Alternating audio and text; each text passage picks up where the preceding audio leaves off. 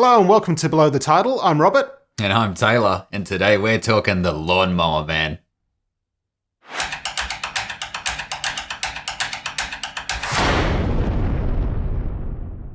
By the turn of the millennium, a technology known as virtual reality will be in widespread use. Nope. Didn't happen. Well, it sort of did. It sort of did for a while. It was really shit. And then it went away.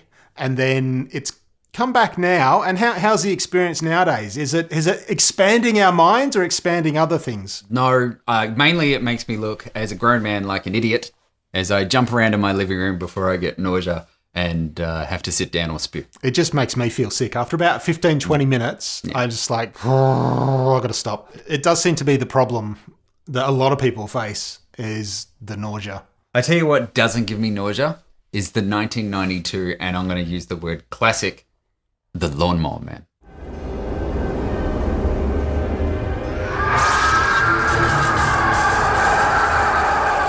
How was it received back then? Were the effects considered really awesome back then? This is me showing age. Okay, I went to see The Lawnmower Man in 1992 in the cinemas because I got outvoted. I wanted to see Batman Returns, and my friends outvoted me because we were going to go see the movie with the really good graphics that were probably done on an Amiga. Yeah. And that was The Lawnmower Man. And I didn't think much of it at the time. It just sort of, but over the years, it's grown. It's grown on me. I seem to remember talking about it back in the day, thinking, "Oh, it looks really cool. Oh, computer graphics." Well, this is the thing. This had the digital effects. This was before Jurassic Park. Like, Jurassic Park hadn't come out with its CG dinosaurs yet. This was someone, and the guy who directed this just grabbed it and went, "Let's do some really out there effects that make no sense whatsoever." But that was a trend through the 90s. You had that. You had Virtuosity, which was directed by the same guy. Same guy did. And The Net and all those films where it was an era when people didn't really know about computers much then. It was all new and this mysterious thing. So they seem to be able to get away with just doing whatever nonsense. They just, like Superman 3 has Richard Pryor as a computer hacker who can control the weather. And then in Sandra Bullock got chased by all the bad guys on the net. And, you know, they wiped her existence out because she was on the internet. And there was also Karen Allen versus the Ghost in the Machine. So there was a whole period of movies where computers could do anything that you wanted them to do. Yeah. It didn't matter. And this is very much what's going on in The Lawnmower Man. This is the one that seems to have lasted, though, and sort of the cult status. I think this is the one that people remember of, cult sort of, wow, how crap does that look? It's definitely got cult written all over it. At the time, I think it only cost about $10 million to produce back in the day. And it made its money back. I think it grossed a whole whopping $30 million in the US or something. Yeah. But it's got a pre-Bond Pierce Brosnan. Yep. Acting, and I'm going to use that word loosely. God damn it, Carol! I never unplug a program when I'm engaged. Yeah, he's not the greatest actor. Pierce in this movie has gone to the director and gone, "Listen, I'm going to be intense, and I'm going to do that by talking to my computer with my shirt off, smoking cigarettes, and fiddling with my glasses." Just that frazzled kind of irritated. Oh, piss off. There's so much smoking in this film. It's unbelievable. The guy who runs the local petrol station has a cigarette in his mouth in every scene he's in. Yeah. Next to the pump. Well, actually, we should check in on how Pierce Brosnan's acting masterclass is going. Let's have a look. No. You're trying to get inside my head, Job. I can feel you pushing. That seems to be going well. The one thing about in this film is that all his clothes are too big for him. It's like they had someone else to play the role, and then when they lost them and Pierce came in and they went, "Fuck it, we haven't got any money for you. Just got to wear the same clothes." Because everything hangs off him. Was that just the era? Was that the 90s? I don't remember the 90s being that. I remember they were baggy, but not that kind of baggy. It's just hanging off him. And he wears these shorts and boots, and he has these little spaghetti legs. You don't see shorts in films much, really, like this. No, and this is why. He's even in meetings at the science lab, and he's sitting there with his shorts on. It's like, put some pants on. He's wearing shorts to a business meeting, and he's smoking a cigarette. In fact, the first bit in the film you see him, he smokes in bed. Yeah, yeah. He wakes up from having a nightmare, and the first thing he does is grab some smokes and lights a smoke in bed with his partner next to him. God, I hate it when you smoke in bed. He doesn't care. It's like, whoa, that guy's an asshole, really. At one point, he steals someone's car because the guy's leaning on the back of the car having a cigarette. It's like the director just went, oh, fuck, I could go a smoke, and put it into every scene he could. Yeah. It's unbelievable. Pierce Brosnan is not the only person in the film. We've got Jeff Fahey. He's a 40-year-old boy. That's the thing. Everybody keeps referring to his character of Job as a good boy or a good lad. Jeff Fahey was 40 years old when he made this movie, but he handles the transformation as Job goes from simpleton to, lawnmower man. Yeah. He does do it well. When he's the simpler character, it's almost like a caricature of a disabled person. Like he's just it's so comical. Oh yeah, it's offensive to people everywhere. But I did love the first thing he does when he starts to turn, because Pierce's character gives him mind expanding things through virtual reality. It's just shit flying at him. Whoa. Which was runes flying at his face. So be careful if you're playing Skyrim VR. But the first thing he does when he starts to turn evil is go country. Yes. He gets the birds and everything, and it's just like, oh, come on. And then bangs his neighbor in one of the most clumsy sex scenes I've ever seen. His Cyndi Lauper neighbor. There's also Hank from Breaking Bad. He's in it. And for some reason, he has a slight European dialect. Sort of Did you British, notice yeah. he tried to sound a bit more internationalist? We know where he's going. We'll send a grab him in tomorrow. Pick them both up at once. And the guy who plays the boss, I can't remember the actor's name, but he was awful.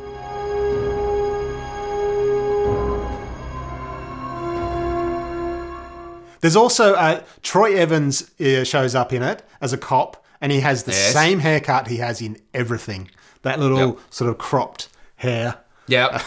And he makes the joke about the bird bath. Which apparently the only link from the short story, yeah. Because that's the thing. When I was reading up on this and I read the plot, I haven't read the short story, but the plot of the short story is really nothing to do with this. And yet King sued him. But they still tried to put, Stephen King's Lawnmower Man, and then he sued them. But he won, but then New Line kept on releasing the home cinema, the home version with Stephen King's name on it, and they kept on just being in breach of contempt of court, and they kept on getting lawsuits, and they just wouldn't drop his name.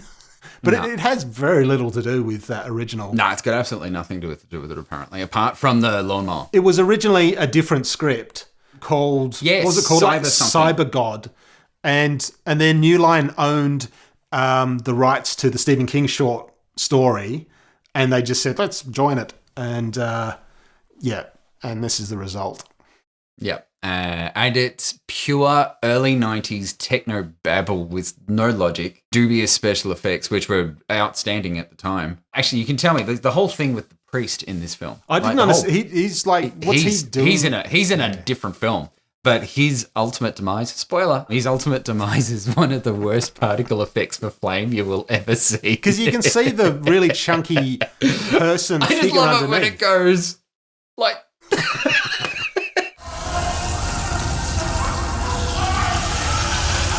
But let's not forget, this also features a chimpanzee named Roscoe 1138, which I'm sure is a reference to THX 1138. He's the intelligent chimp that opens the film. On the DVD, like the theatrical release, there's not much of the chimp, but it's got one of the greatest deleted scenes I think I've ever come across, which is in the extended cut. There's a 2-hour, 20-minute director's cut in which a monkey in bad RoboCop cosplay, that it's intelligent because you get lots of little shots behind its head as it tries to escape.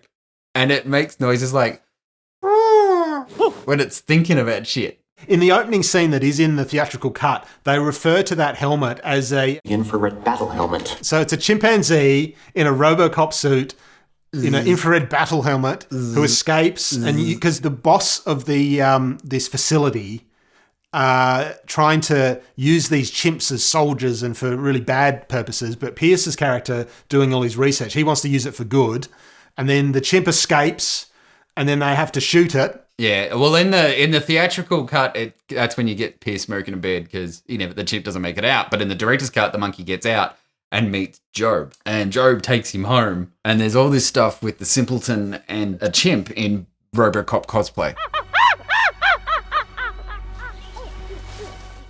Which ends with the chimp being gunned down in front of Job. Quite brutally by a massive team of the number of Just coming out of the number nowhere. of SWAT team members. Like it's just like 20 people there shooting him.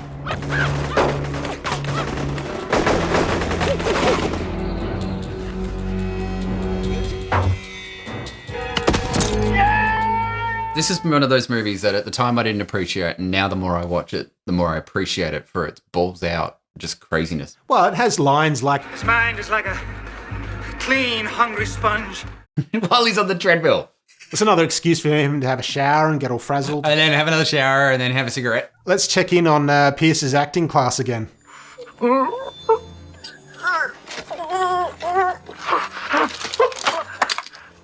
Yeah, that's definitely it. See, in this one, he's moved on to face slapping. How did they see this film and go, he's our next Bond? Brilliant.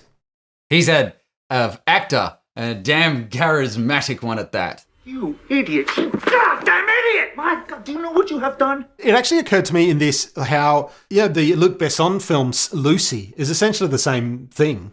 Pretty much. But she takes a drug instead of virtual reality. No, but they give him drugs in, it's part of the thing. Yeah, they do. But they change the drugs to the special drugs, and that's when he can levitate things, and it changes. So it is kind of like Lucy, but Lucy's way, way better. I wonder what Pierce thinks about that. At one point, he's doing one of his mission Captain Log bits. And he actually says, and I wrote it down, VR is the key to unlocking psychic power. Oh, Jesus. Or vomit. Or vomit. I would say a lot of vomit. Definitely unlocks a lot of vomit and people that can't handle motion sick. It unlocks my lunch. Okay. Another thing, because you've got the kid next door Who has one of those haircuts. who has one of those haircuts, but also an abusive father that actually smacks him around in the front yard in front of view of everybody. So he's right down to the wife beater singlet who gets attacked by a lawnmower at one point. I think that's from the short story. The shot when it comes out the back Yeah. door and launches off the and it just goes, "Whoa!" That's gold. Yeah, what the hell was that lawnmower? Had these massive exhaust pipes on it. Wouldn't you have a ride on? Because he does all these big, like, massive front yards. Wouldn't you have a ride on lawnmower? He seems to do the same lawn over and over and over again. That's what I kept Like, thinking. Like, he's doing everyone's lawn the next day. It's very much a product of its time. Yeah, nowadays you can look at it fondly because of its shonkiness. At the time, it was just shonky, but now that's what makes it special. Impressive when it first came out. Very quickly people thought, that was a bit, what was that? And then during the 90s, I think people probably would be going, no, that was an awful film. But now it's grown. Yeah. Well, it's nearly 30 years old. That's terrifying. Yeah. I always got the feeling that they were trying to make, a new version of Tron. Especially towards the end when Job's running around, he's got his suit on and it's got the lights on it. And That's when he used his internet powers. it's worth it for the fun. It's worth it for some schlocky 90s techno fun. Yeah, you got to be in that sort of frame of mind, in that sort of mood for watching those sort of bad films. If you like that sort of thing, it's a lot of fun. It's got some laughs. You won't regret it.